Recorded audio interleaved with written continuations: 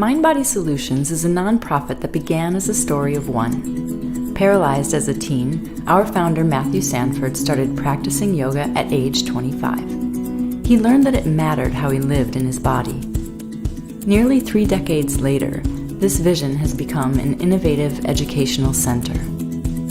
There is a different way to live in your body, one where muscular strength and coordination aren't as paramount. This way is expansive and powerful and life-affirming. Everyone hungers for a better way to live. It awaits you in the simple practice of connecting mind and body. Mind-Body Solutions is dedicated to sharing this insight with everyone. We're people, both abled and disabled. We're yoga students and teachers. We're caregivers and donors. We come from all walks of life to offer connection, support, insight, and hope. Our weekly adaptive yoga classes serve people living with physical and intellectual disabilities, our veterans, the elderly, victim survivors of sexual assault, and so many more. We've pioneered breakthrough approaches to helping those nearing end of life, those living with trauma, PTSD, and eating disorders. We train thousands of yoga teachers worldwide how to teach people of all abilities. We've broken through into healthcare and trained thousands of healthcare professionals at leading organizations. We serve humanity one touch at a time. At Mind-Body Solutions, people come together and learn. We go out and train others, and slowly but surely, the world becomes a better place. Come find us.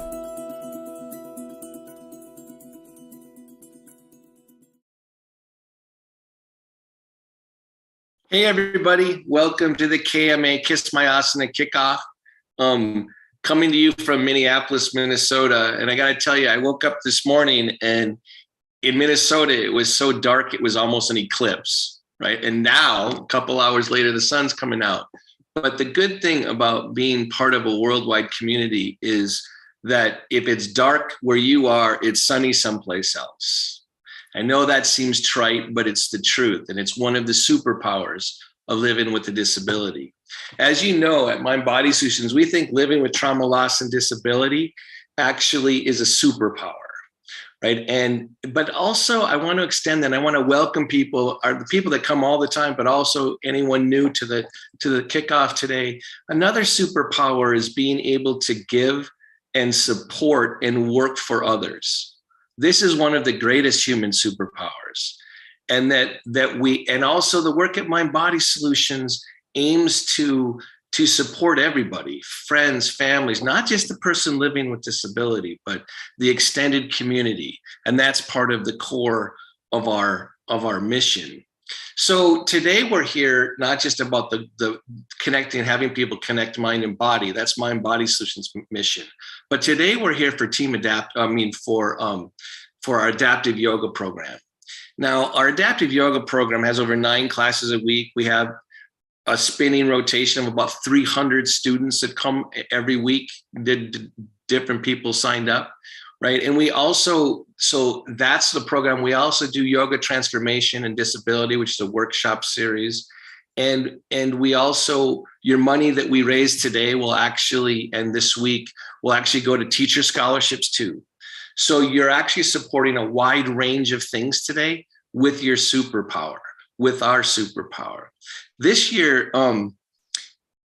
something really kind of cool emerged out of Kiss My Asana this year and coming up this next week. A team emerged called Team Adaptables, right? And we follow in the footsteps of The Incredibles. If you haven't seen that movie, you need to see The Incredibles. The difference for us is we're not just a nuclear family, we're Team Adaptables was a family of 37, right? So this team came together of our adaptive yoga students, and they took a big plunge. The plunge that they took was to share their story with their community, with their friends and family, and actually say, hey, support this wonderful thing.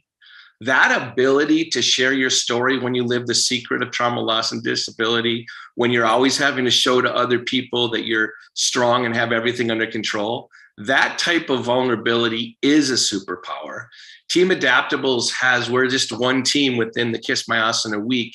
We have a goal of raising $10,000. So our team has raised over $7,500, which will all be matched. So Team Adaptables, we're a self-actualized group that have superpowers, that are willing to share our stories out and about, which is no easy feat.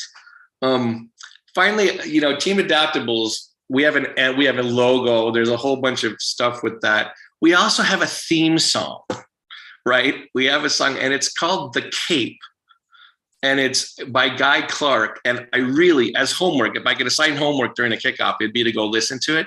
But there will be an incredible version of this song at the end as we leave, right? So you can watch it then. So part of our community made a great little video. But one of the lines that I want to get across about sharing your story and stepping out into the world of service to others is the line goes like this. It's called The Cape. He's one of those who knows that life is just a leap of faith. Spread your arms, hold your breath. Always trust your cape, right? That's a message for everybody, right? To actually encounter life with the innocence. This starts out with a 9-year-old that has a flour sack tied around his neck. You listen to the story of the song, who's going to jump off the roof because he thinks he can fly. That's what the work is of Team Adaptables. That's what it's like to put your shoulder to the wheel of a community. And that's what we're so pleased that you're here today. So plucked from Team Adaptables, today I'm going to interview a couple of people, right? And they're right off of Team Adaptables. The first one is Bill Sweeney, right? And he's a student. So we have gone right now entirely online. So both the guests today are students that I've never met in person, that have found our community. One person in England, one person in Richmond, Virginia. And I'll let you figure out by the accents which is which, right? And so I think you're going to be able to figure that out. So, Bill, welcome to the KMA Kickoff. Blimey, how you doing there? A nice fake. That doesn't work. All right. So I asked Bill. Bill's been coming to my class for online for a while now. And the guy's got a remarkable story. So I'm going to try to give you some highlights because we only have a few minutes to figure out what's going on with Bill, right? So Bill was sitting at a desk and all of a sudden had some pretty bad back pain and then passed out and woke up later. He had a spinal stroke about 10 years ago. And it was so severe and affecting all up and down the spinal cord that he was put in a medical induced coma. And then he woke up days later, as I remember, right? He woke up days later to a completely changed life. So this is a guy that's literally, pretty much died 2 to 3 times. Right after he got through all of this, right? 10 months after he had this spinal stroke and confronting a completely different life. 10 months after that, he got diagnosed with a rare version of leukemia, for God's sakes. He had to go through chemotherapy and a whole bunch of other things. This guy's, just suffice to say, without all the detail, this guy's been put through the ringer, okay? So Bill, when we were talking before, you talked to me about this line when you were waking up out of this is 10 years ago, waking up out of this, and you said, you made the decision that, quote, I choose to live. Talk a little bit about that. Well, I actually died in the MRI tube on that trip down to waking up 5 days later. And, it was very obvious that if I wasn't really sure whether I was alive or dead because of everything I knew as living was just ripped away. And it was this stark, like being in a whiteout. I had really nothing but doubt and unknowing in front of me. And I remember the choice that if I can choose to live or die here, And if I choose to live, I better get on with it. And but more than that, from listening to you and hearing your story, and by the way, Bill gets around in a wheelchair, just so you know, you can't see, but he's paralyzed from basically the same level I am, is that you didn't just choose to live, you choose to started to think about redesigning your life and creating a model for yourself and others, because you woke up and as you started to live right with what you're living with, you experienced what from the culture, what were the things you first started? You don't know, how am I going to move from a point A to point B? How, what is my ability really going to be when, the trauma shakes out? And, and then you have to relearn. I used to tell people, I still do, I have virginal moments every day because I'm doing something for the very first time. In the condition I am, but that's everybody's life. We just relive it over and over again. So because we're so stuck in the routine that we know that we don't even know there's another routine outside of it. And that's kind of where I had to go. I mean, people were talking about possibilities that I couldn't even imagine until I was able to step through my first threshold. I was a runner and a rock climber and a bunch of other stuff before, until I really figured out, man, I can re-enter life and I can try this one thing. At first it was just learning how to get up in the morning and dress yourself and get into some type of mobile Right. state. And from there, it just had to be, what more can I dream of? Because literally everything after that stroke was a dream come true. And literally, and so your choice to live was the choice to try to perceive expansive possibilities. And I think this is interesting. You first tried to return to being the kind of athletic, active guy. So you got in adaptive sports for a while, which opened your mind to the more was possible. But what kind of shook you out of that? It wasn't sustainable. Mm-hmm. It wasn't a sustainable living. It was a forcing of old concepts into a new life. And I still like to be active. I still like to do stupid kind of adrenaline pumping kind of stuff. And I paid the price over the last 10 years here and there. But, it was, how can I find a balance because this new life started bringing a fullness that I'd never seen before. So how could I live fuller? And I realized I could, if I can live in the smallest place completely full, if I challenge myself to look and see things I didn't see yesterday. So you kind of run the course of adaptive yoga. And then a year ago, and I just want to quickly cover this, you started an organization called Boundaryless Living, which, by the way, Bill's vision here is worth checking out because he's trying to design a life, not just his own, that is responsive to what it is to live with a disability, because he knows, like we all know, everyone's becoming disabled over time. And so how do you design a society that's more inclusive? So Bill, the three projects that I remember are that you're building accessible housing and drawing attention in Richmond, because Bill thinks locally, acts globally. That's one of his wisdoms, right? And then he's also creating a whole line or wanting to design a whole line of clothes and fashion for people with disability. If you know, well, by the way, the bane of my existence, my pants keep falling off, right? So if Bill solves this problem, oh my God. I got it. I already got it already. I'll send you the prototype. Okay. That would be awesome. I need some pants to stay on. Right. That would be awesome. No stuff. Yeah. And then also the you're designing, well, I don't want to say too much, but you're designing a whole lifestyle that includes disability. So when you decided to do that, was it because you wanted to give back, because you wanted to create a world that was more responsive to you? What was I just saw this void of, the disabled and the aging are the largest minority in the world, and they have an open membership. And, everybody's there. They just don't realize yet, because every day we're a day older, and every day we're a day less of, and at some point. So I just saw, well, we have all of our world designed around cars, walking, and running.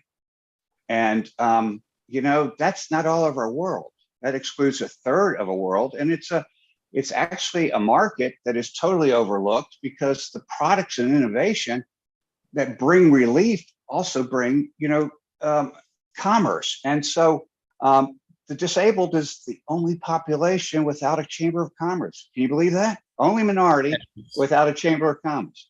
So everyone, I gotta keep going here. So like check out Boundaryless Living. What is the website, Bill? It's BLLIVING.com. And literally we are this week launching the fashion initiative that will go on for probably. Yeah, that's awesome. And if I get a pair of pants out of it, I'm good, right? Yeah.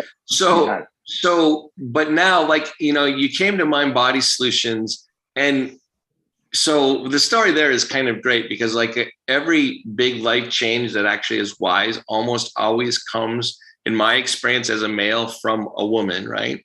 And that happens to be Cynthia, who first read Waking, my book, but then came to teach to our teacher training. And then she introduced Bill to it. So Cynthia, are you there? Can you? Yeah, I'm here. And there she is, popping in, and she's going to be on screen when we're doing the yoga class, because that's the thing. It's a whole community. Since he found Mind Body Solutions, Cynthia, what things have you noticed in him as a change? Well, we were doing yoga now and again, not regularly. And he found benefit, but I will say, once you started offering classes online, actually it was a blessing of the pandemic, he became convinced of how much of a difference it made. So he's pretty much committed to twice a week. I think Molly, who's here, and you have become central to his well-being. And as he's practiced, because we probably started about 5 years ago or so exploring it, but as he's practiced regularly with you all, I have seen when he's in a posture that we might have practiced before, it's so much bigger. And so the expansiveness of his body, then all day long, his energy is more transformed. Yeah. Well, it is transformed. And then one of the greatest challenges, especially for someone with an injury as high as his, is finding center and staying centered. So his body all day long is kind of flopping one way and then the other. It's just a reality. And he gets really annoyed with me pointing it out. So exactly. It's a benefit. Me too. I got annoyed for him, but it's true. Yeah, it's one of our secrets. But it's beautiful to see how in a day where he's practiced yoga, his whole being is more centered and grounded. And then because of that regular practice, I will say he's now developed a morning practice for himself where he's trying to capture some of that same. So it's expanded in that way. So Bill, how about you? What kind of things have you experienced or encountered as you started taking adaptive yoga class with MBS? Yeah, it's just, it's another expanse. It's another way of finding things that I was unaware of. It helps me discover. It helps me be in the defined and the undefined in a way that I was not able to be before. Your mind-blowing kind of cues that kind of put you in, opposite positions all the time. It just helps me learn more and more where I am and where I'm not. And the level of acceptance that you experience. I mean, you said it to me eloquently a couple of times. What is it? My pain. I'm in pain every day, as some of us are, and it gets changed. It gets muted. It gets balanced within me. So it isn't the only thing I can see. I have to bring it along because I can't get rid of it.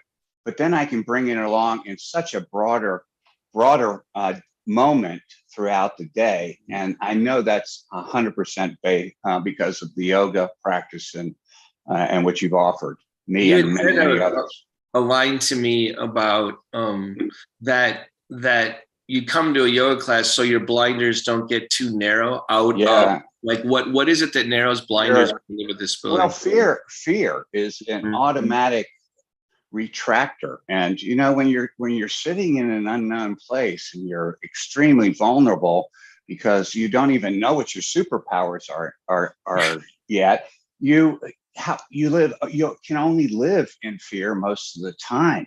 But fears are restricting. I feel it in my body where my spasms just start bringing my body in and contorting it, and the ability to take that along and get it in context and congruency with all the other beauty in your life when you can see past it, then allows my body not to be as torqued. And there's a physical manifestation of these little crazy crap things that come out of your mouth, Well, that's part of why you're a great student. Like you're able to see the profound implications beyond just the yoga practice, right? I do have to now switch to Bill. Thanks for your time and your insight. He'll be on screen practicing with Cynthia. I've got to turn to another person from Team Adaptables, but just so you know, like the thing about we try to do at Mind Body Solutions is let people reveal their superpowers at their own pace, right? So beneath the surface of anything, right, is literally the magic t-shirt underneath, the magic clothing that nobody sees. For me, my experience of living with a disability is a secret, and it's something I share, right? Being able to countenance contradictions is the superpower, right? So Amanda, I want to call you in, and I think we're going to figure out who's from what country here in just a second. So I would try and do an accent, but I can't. Yeah, you can't do it. Don't. You already talk right. It's all good, right? And you're coming to us from where? In the UK, Nottingham, in the UK. Nottingham. See, like I wish I can't even do the accent. All right. So Amanda, tell me a little bit about the condition you live with. You were diagnosed 22 years ago, right? You were 30 at the time. Or I might have revealed your age. I didn't mean to. Oh well. Thank you. Yeah. I was 30 when I was diagnosed. So 22 years ago. I have a totally different story to Bill. I've got a progressive muscle wasting disease. I've got a muscular dystrophy, and it affects mainly around my shoulders and hip muscles. It's a genetic condition, so I haven't got a protein. I've got a protein missing in my muscles, so my muscles can't repair themselves. So gradually, they're just fading away. Is the simplest way to put it.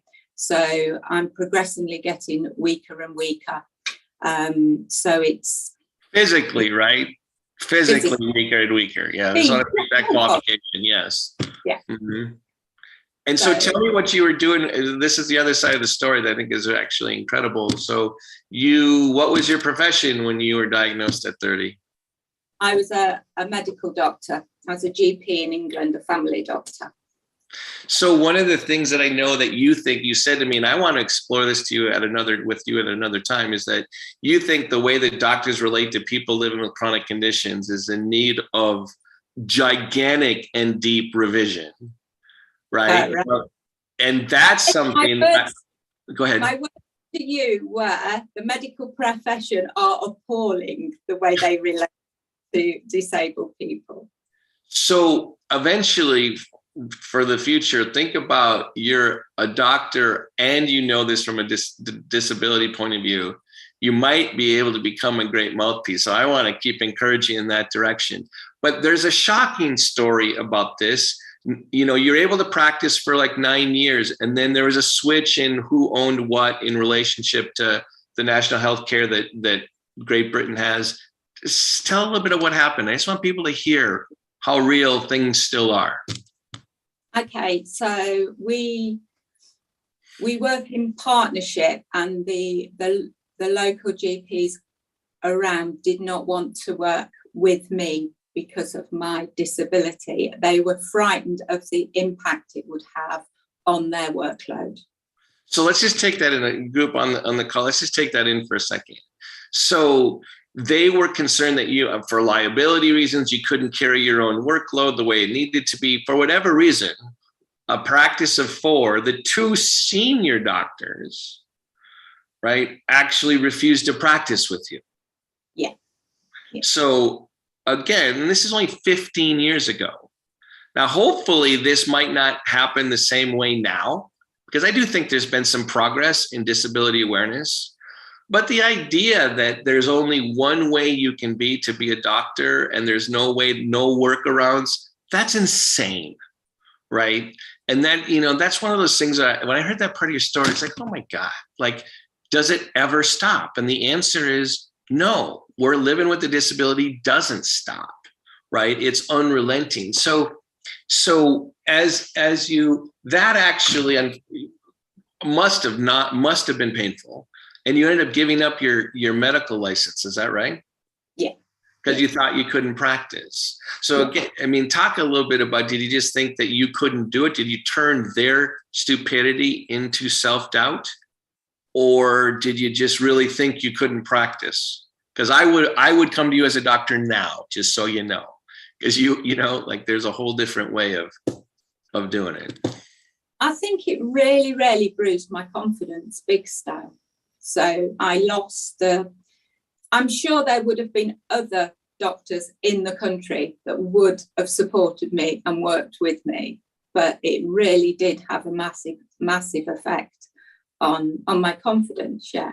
So now, as the conditions progressed, I don't think I would be able to perform my role, but I could still do it at the time.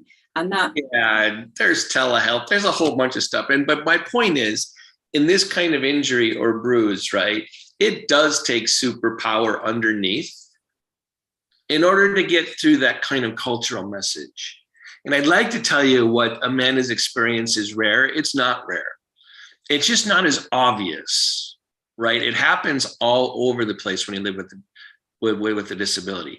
So one of the things I want to talk to you about is in how, before you came to Mind Body Solutions, in how you related to your condition. You're the person that has the happy face to everyone, or what image you try to project to your community?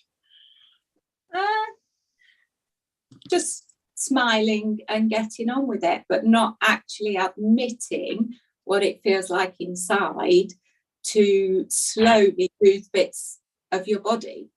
So you see, my story is different to Bill's, where Bill had that spinal stroke and he had to relearn how to do things.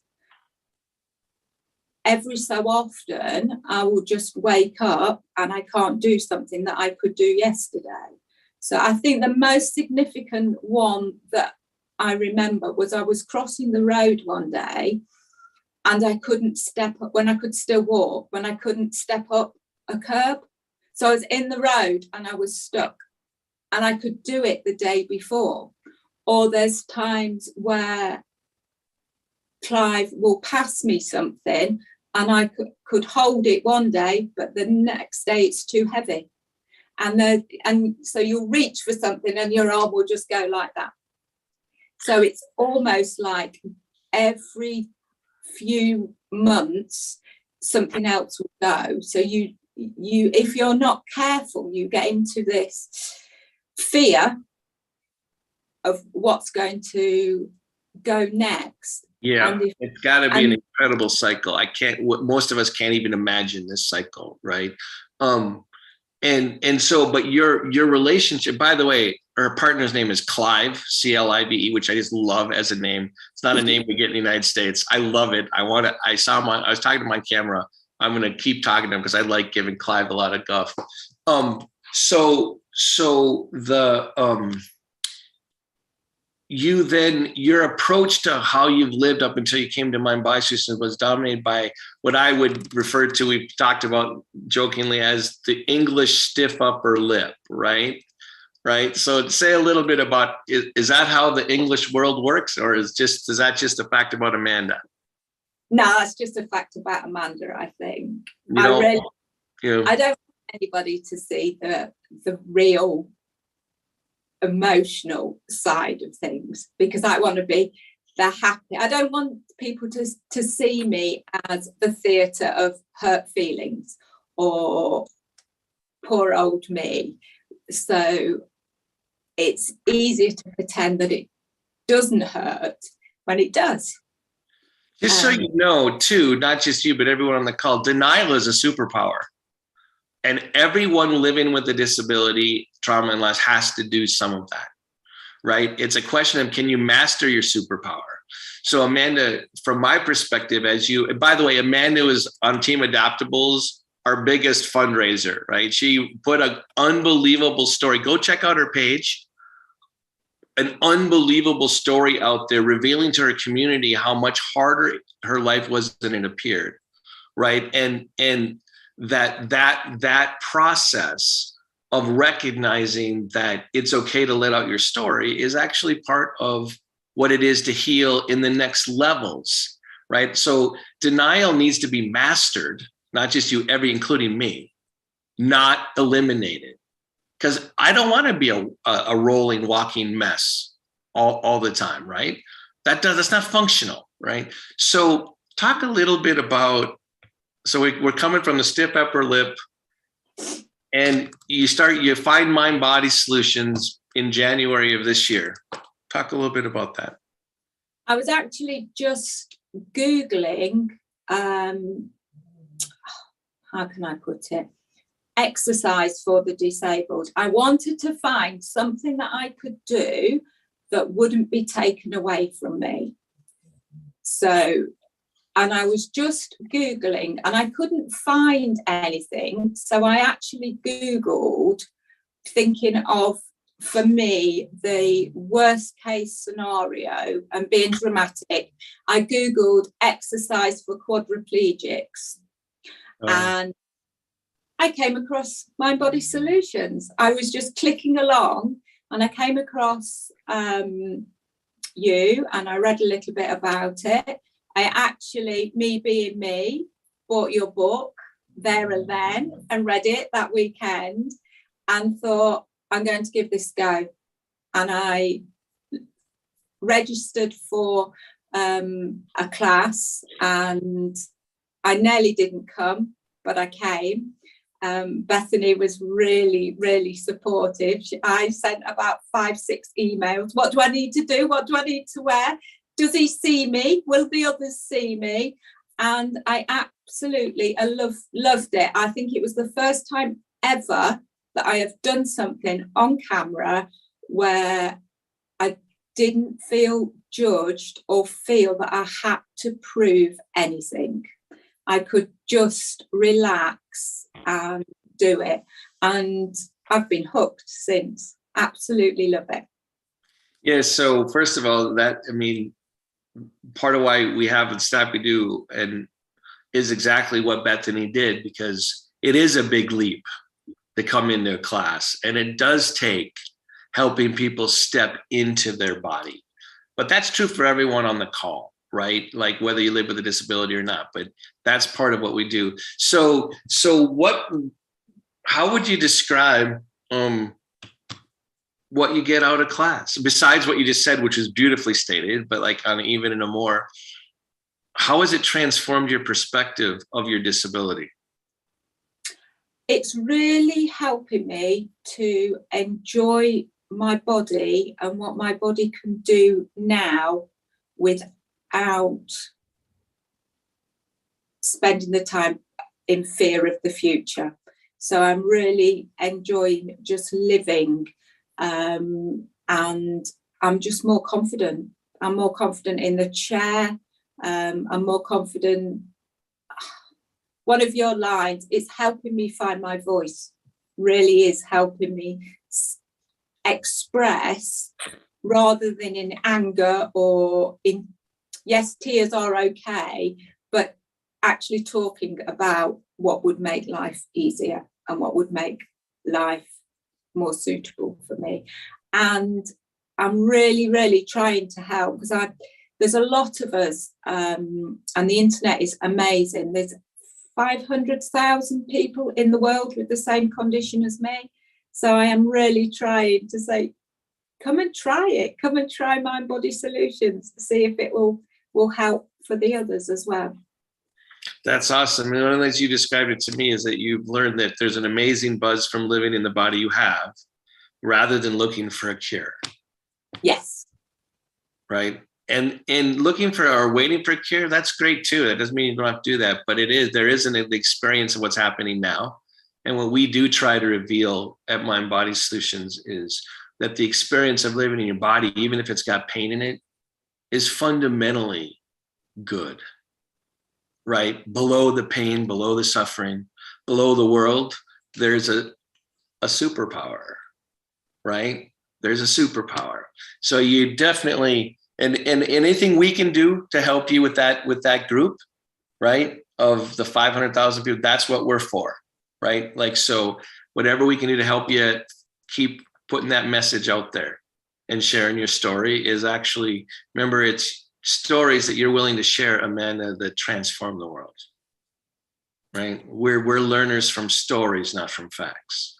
So thanks so much for doing it. Now we got to switch to teach an adaptive yoga class, right? Because that's really what it is. And I hope that people we challenge and invite you to come to any class this week, whatever you are, where you are in the continuum of disability. In fact, I want Clive to come, like, for sure, because basically I want to kick Clive's ass on the call.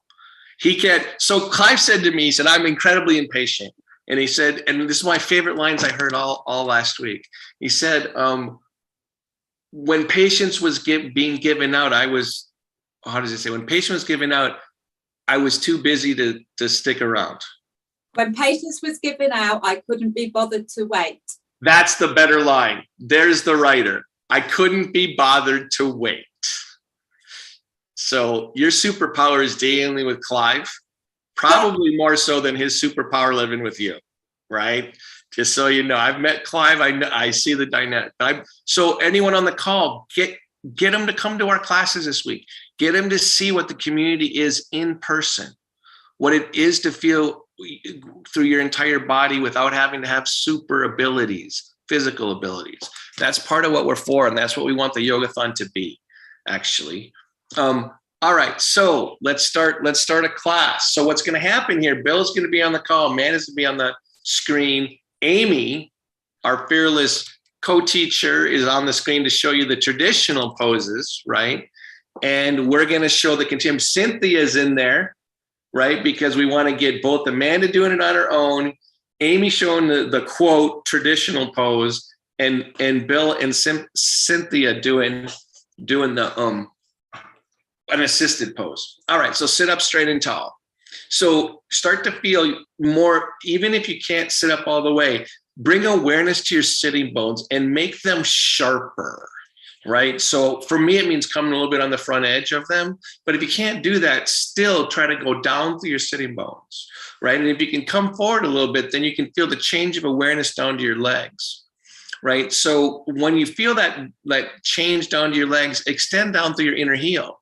And quite frankly, I don't care that Bill can't physically push down through his inner heel. I don't care, because I know that prana, life force, moves even without muscular action, right? So you're hitting down and lifting your chest up, because moving in multiple directions is one of the true gifts of yoga poses, is that you realize it's not dependent on all the fanfare.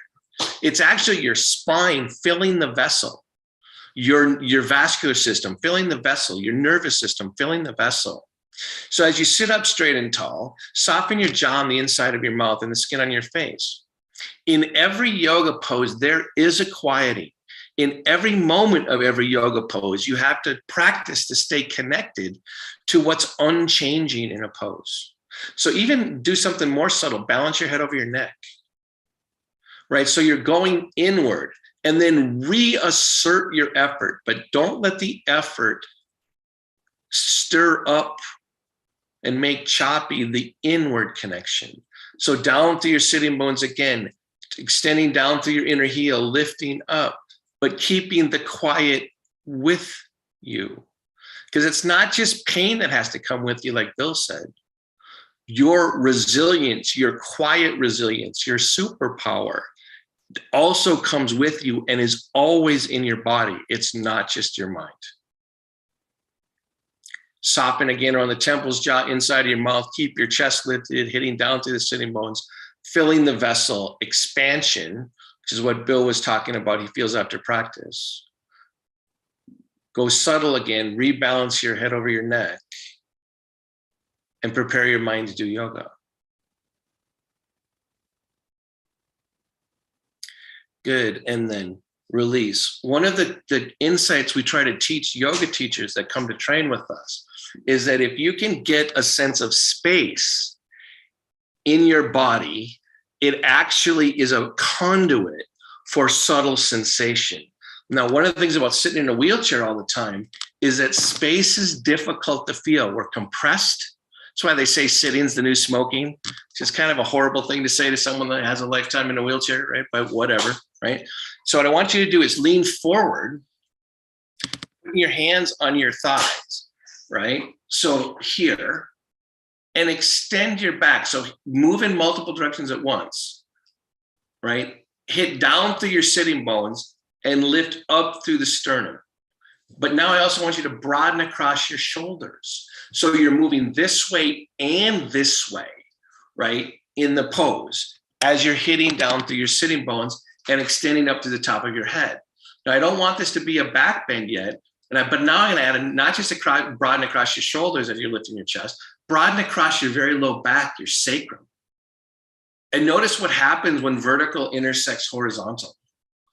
When your effort goes in multiple directions at once, you are at the stepping point of where good stretching becomes yoga, right? That there's bad stretching, there's good stretching, and then there's yoga, and then release. And then those of you that are closer to a table, so Bill, you can use your lap again, but I'm leaning forward onto a table now, and I'm doing it with even more support, right? So I'm wanting to get this sense of space in my body, in the low back in particular, for people that sit a lot. Lift on the collarbones again. Now I've got a slightly different relationship to gravity. I'm more forward, right? And I'm extending. And then release. So this inward focus, all the while you're doing these things, you need to soften your organs of perception. But so the thing about having to be so damn focused to be inward is that it ends up becoming not playful enough, right? So that inward focus, that's a requirement to do adaptive yoga, which I think is the heart of yoga, actually. The heart of yoga is not in complicated poses. It's actually right at the core center, right? So I want to move around a little bit. So go forward and back, right? Just go back and try to open up a little bit and come forward, right? And then just go out to the side. So again, we're using a different technique to make space. We're trying to do rhythm, right? We're trying to get it so there's like a feeling of lightness. And then I want you to lift up a bit and set yourself back down and come forward, right? So we're trying to get, what I like to try to show people that get around in wheelchairs is that they live on their wheelchair, they don't live in them, right? It's only a vehicle. Sure, you want it to be a customized vehicle, but you want a sense of playfulness and lightness. So I'm actually bouncing up and down a little bit. I'm just feeling stuff. And then with that feeling, just stop for a second, pause, and notice that kind of humming that's maybe a little bit louder. Now bring it into the midline. So now when you're sitting here and feeling your sitting bones, you have all that movement in you, right? And you're letting the hum from the movement, which is just moving your spine more than your limbs. Right? The spine is your organ of connection, not your mind. Minds suffer, bodies are, right? Good. And then release. And so downward. So we're going to do Trikonasana, triangle pose. And we're going to do different versions of Amy. Will you just do one? This is what it looks like if you're like walking around. And by the way, they're all equally the same amount of yoga.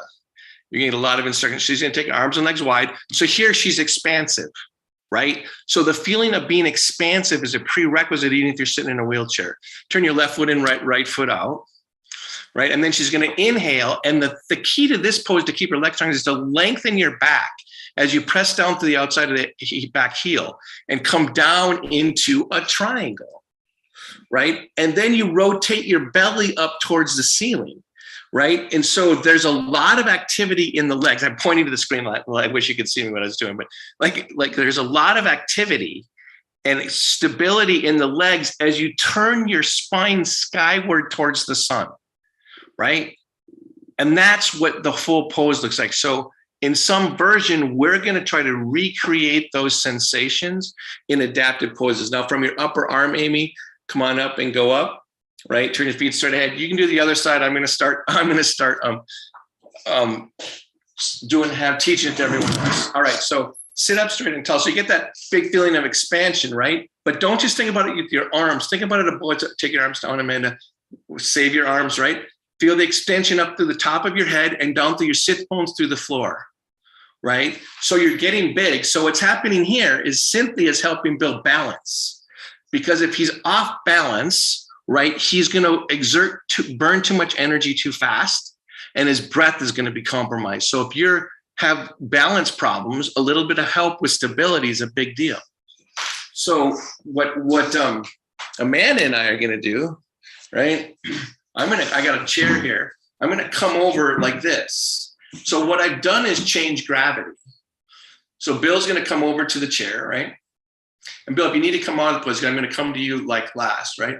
So Amanda, like take your arm up. So here we have Trikonasana, right? And in connecting the bottom shoulder, and then release, and then do it again. But Amanda, this next time, don't take your arm up. Just extend across this midline straight up from your shoulder without moving your arm, and open your spine. So revolve the spine up, right? So there's my spine down, there's my spine up. So this action here is just like window dressing, and then releasing. Come on back to center. Be in the center, right? And then we're going to go the other way. So I got to move my chair. Right? So we're going to go the other way because you got to go both ways. Like, so you're going to come over, right? And this time, right? Well, we'll do it the same. We'll have to do this twice. So watch. So that's me not having my spine in the pose. My shoulders up towards my ear. I'm going to roll this under and extend down through my legs and take my arm up. Right? So I'm being expansive. I'm being in a different relationship to gravity. It doesn't matter if this is where my arm is, if I just open, right? So I'm revolving. Good. And then release. So now what I want to point out, we're going to go to the first side again. There are a couple of things I want to layer in, right? So one of the things that's challenging when you live with a disability is, like I said, this sensation of space in your poses, right? And that's like not easy to get. That's why Cynthia's a lot of help. So I want to watch Bill for a second, watch everyone watch for a second. So he comes over, he changes gravity. When he takes his arm up, if Cynthia grabs his upper arm and his wrist and pulls his arm like out of its socket, I know that Bill feels his legs more, right? That actually the space here, between here and here, creates the opportunity for Bill to feel down through his paralyzed legs. That's a stunning truth about human consciousness, right? And these are the type of insights we're trying to share. So take your arm. So everyone's going to do the pose. And so Amanda, when you go over to one side, so one of the things that she and I lack in a pose is the grounding in the leg. So when Amy does the pose, she's actually able to work her legs to create a sense of grounding. I can't physically work my legs. So I'm coming over, I'm getting this, before I take my arm up, I'm gonna press down on my back hip and launch my spine, my sitting bones down and my lower abdomen up, because this is the space that gets compressed. So what I'd have Amy do is what she's doing there is to touch your sacrum to create a sense of space at the base of the spine.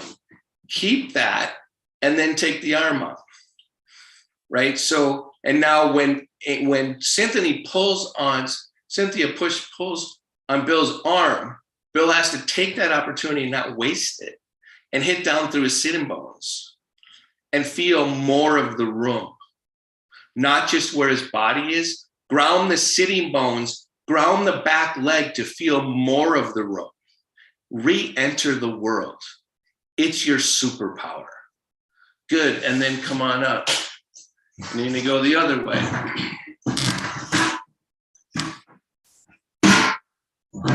So again, we're just trying to show you the continuum.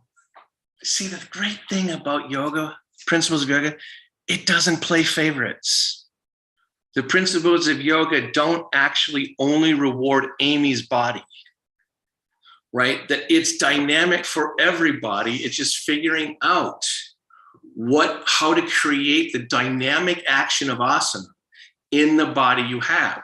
And that's what we're experts in. So we're gonna go the other way. And I gotta refine stuff because I gotta feel it too, right? And I'm gonna ground my back leg or my back hip. So I launch the lower part of my spine up away from my sitting bones while hitting my sitting bones into the chair. I take that and ground my legs again, feel all my legs, take the arm up.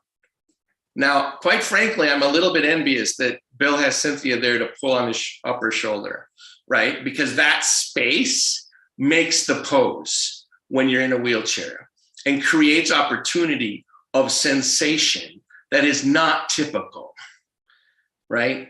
And then really, so Amanda, if you drop your arm and come more on balance, that's a good pose too. Just open your chest and then come on up. So take this exertion and let it land.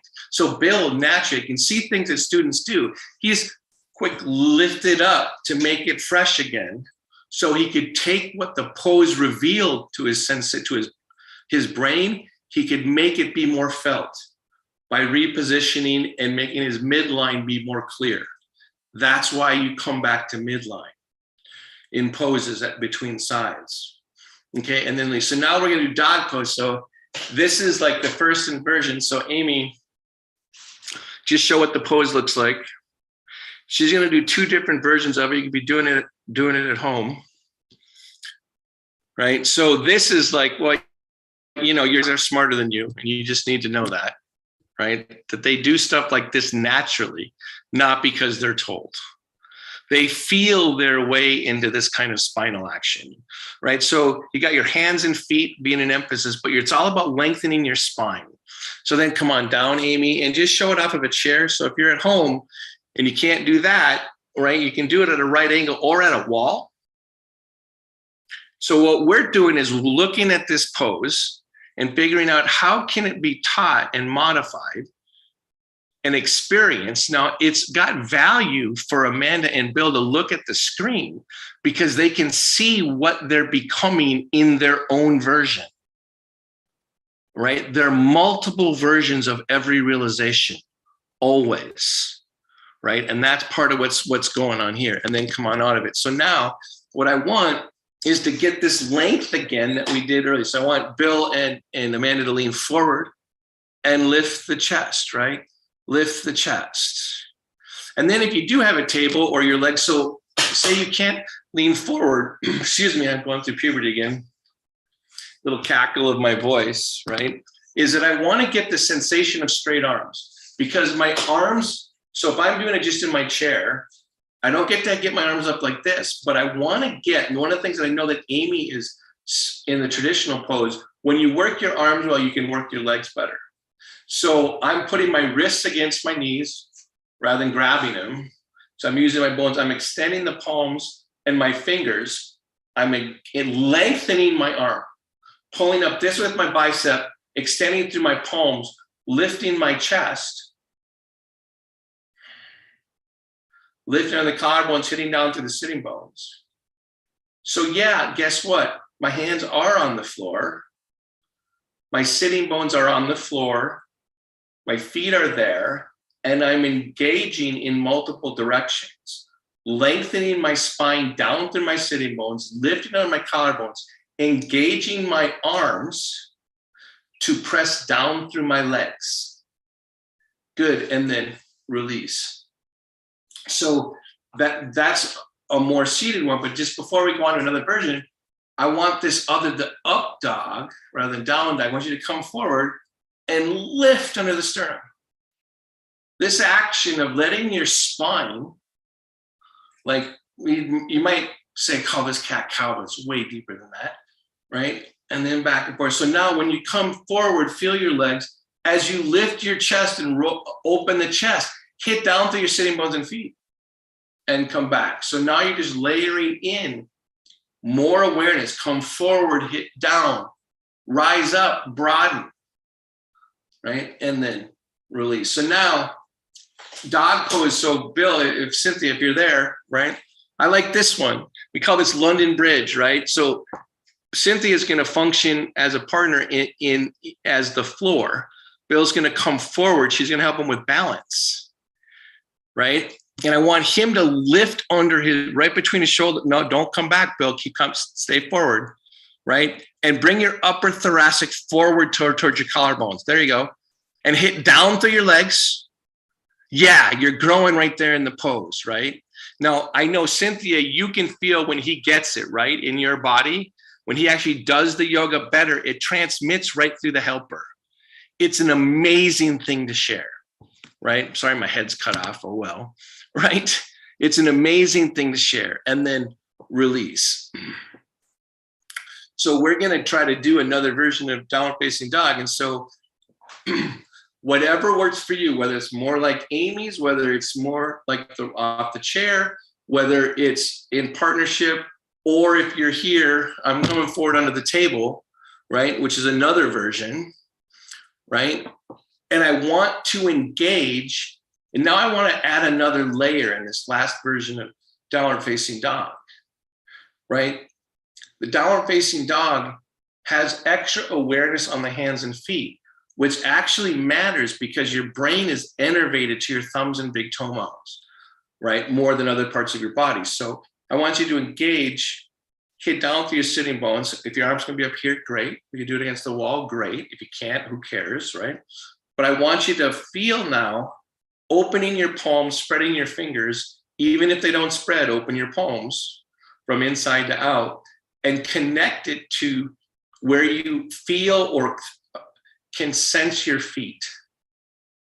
And then from there, lift the chest. So you're keeping hands and feet active to give reference to your spine.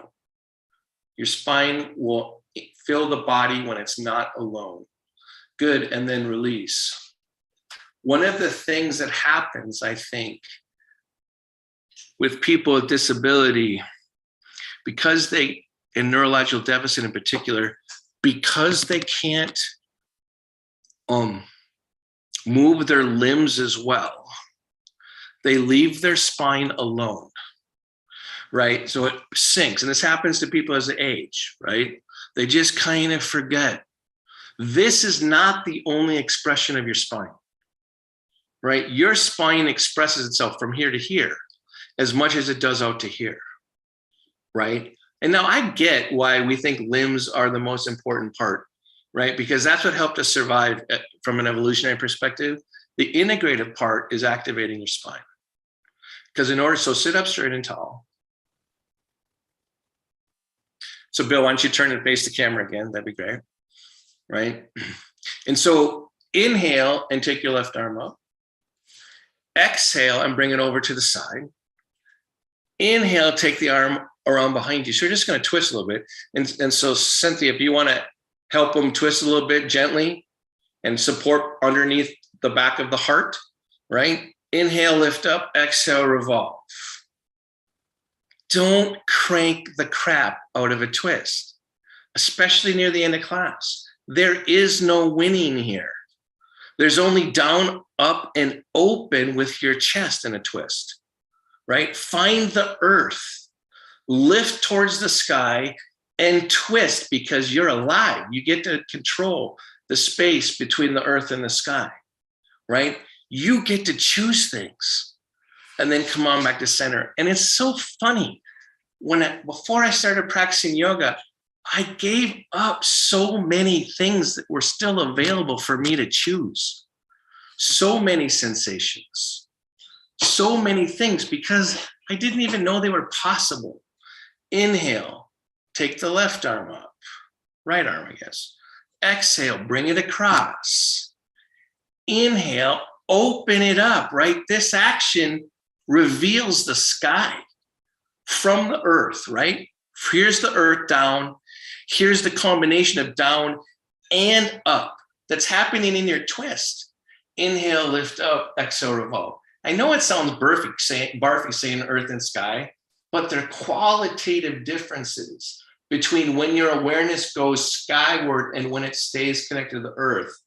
And in a yoga pose, you're combining both energies, always. Good, and then come on back to center. Be in the center. So one of the things that's true is life force, prana, whatever the force is here, rewards structure and it rewards balance.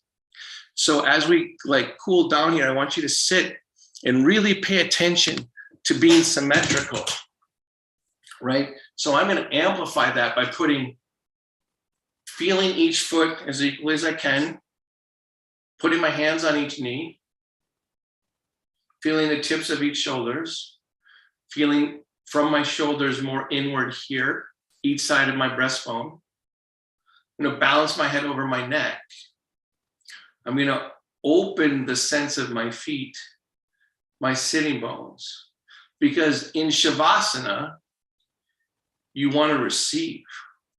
And it takes a little bit of discipline to maximize what the universe has given to you, right? Don't just be a taker.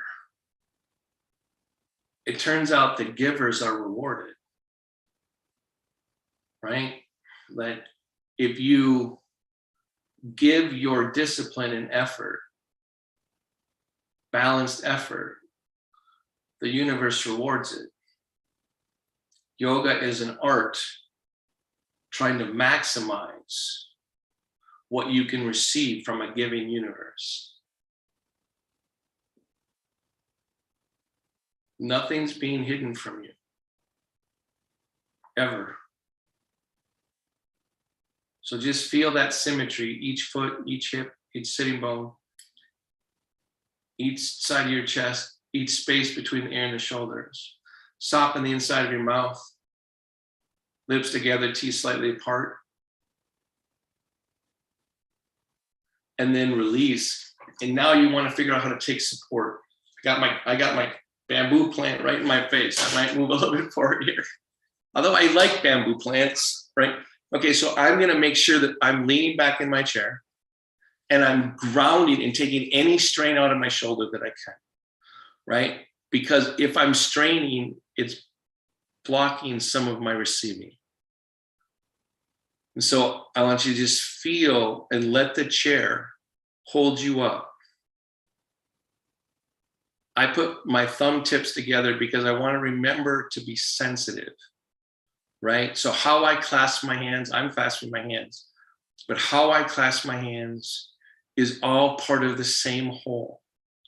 I want refinement and ease to be the receiver of the support.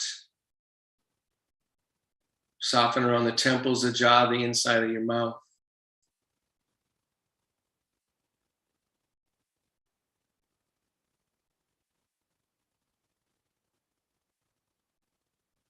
It's worth it. Practicing is worth it.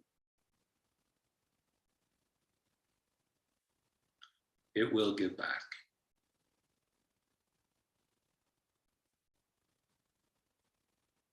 because of course I'm over time. I have to start bringing you back. Gradually increase your breath.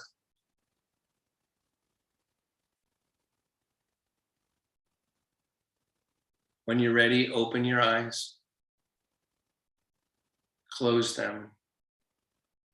Choose to open. Choose.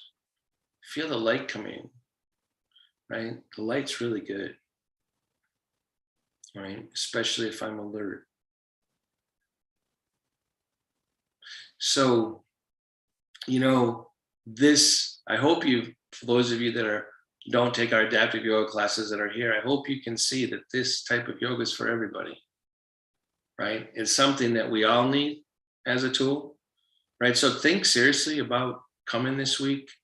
Hopefully you've seen the opportunity to donate. Remember, this week we're also, whatever we raise today and this week will be matched up to $5,000. So this is a good time to make it be more.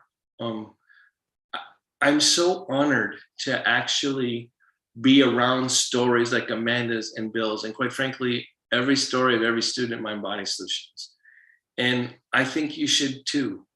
And thanks for your superpower of supporting and giving to others. We all have secrets, right? We all have a noble spirit. All right, everybody. Thanks for Mind Body Solutions. Thanks you for joining us. Good luck this week. If you should get an email every week. If you're in the yogathon, you'll get something from me, a whisper. You'll get a practice from our teachers, right? Thank you for everything, and thanks for letting Mind Body Solutions be, because it's through your support that we're able to be. All right, everybody, hands together. Namaste. We're gonna play this song now. This is on the outtake. This is the song by Guy Clark, made by a student. It's something to behold, and it is the spirit of singing the song while wearing a cape. Thanks. Are you going to play too? Well, you're welcome to play along and dance along if you want. You can sing along if you want. It's a pretty sweet song. Did you have your cape? You got it around your neck? What were you going to use? A potato bag? Use a big dish rag?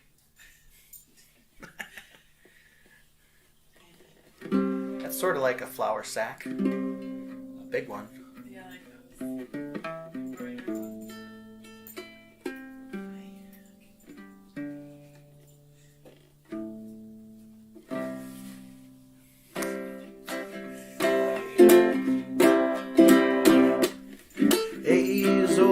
Flour sack cape tied all around his neck. Climbed up on the garage, yeah, said figuring what the heck. Screwed his courage up so tight, whole thing came unwound. He's gotta run and start and bless his heart, he's headed for the ground. Well, he's one of those who knows that life is just a leap of faith. Spread your arms and hold your breath, and always trust your cape.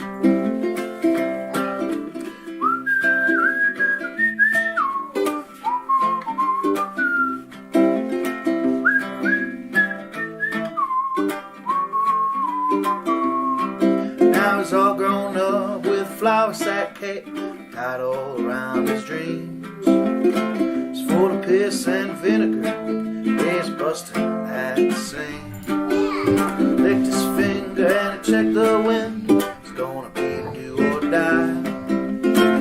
Wasn't scared of nothing, no, he was pretty sure he could fly.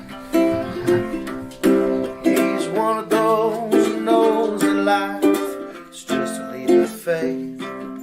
Spread your arms and hold your breath, always trust your cape.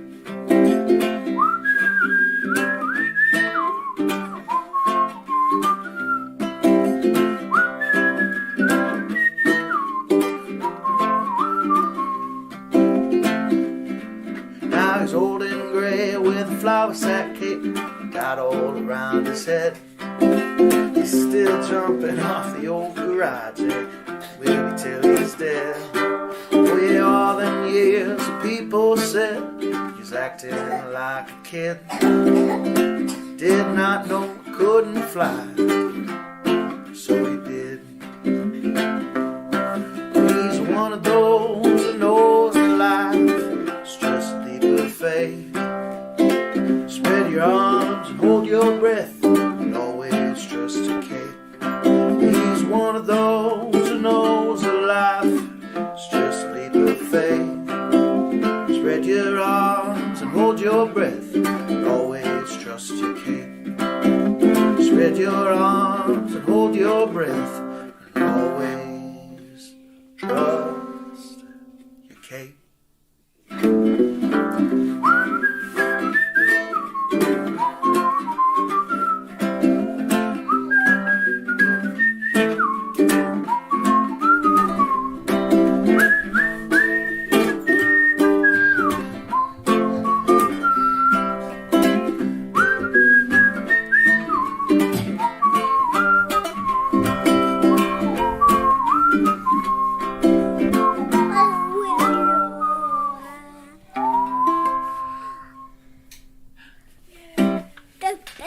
Thank you very much.